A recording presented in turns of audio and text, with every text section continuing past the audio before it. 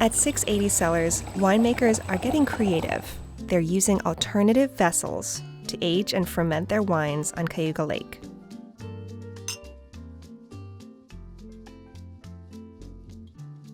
Yeah, so nothing we're doing here we created or invented, that's for sure. So we just started thinking, what can we do to be different? They're fermenting their wines in vessels made of Italian terracotta, concrete, clay, or egg-shaped vessels made of sandstone imported from France.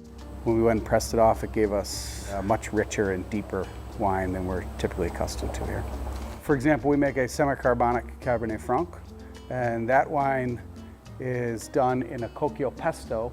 That is a concrete aggregate that actually has terracotta in it. But the intent of that wine was to create a wine that's really fruit forward, but with none of the tannin or oak flavoring or char that you would pick up from being in an oak vessel. Again, we really want the fruit to shine.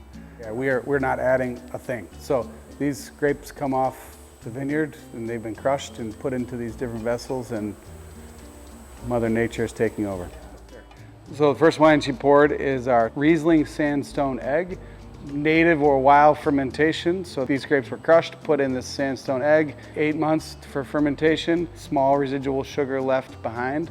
And it's been definitely one of our most popular wines. There are some risks to using alternate vessels for winemaking. Stone and clay are far more fragile than oak barrels or stainless steel. But the owners say it's worth experimenting for these different flavors. And their customers love to see a completely different winemaking process. You know, it's really romantic, like you said, to be able to see a terracotta vessel that looks like that. A guy, we don't encourage this, but went up and hugged it. But I mean, you want to, it's so beautiful.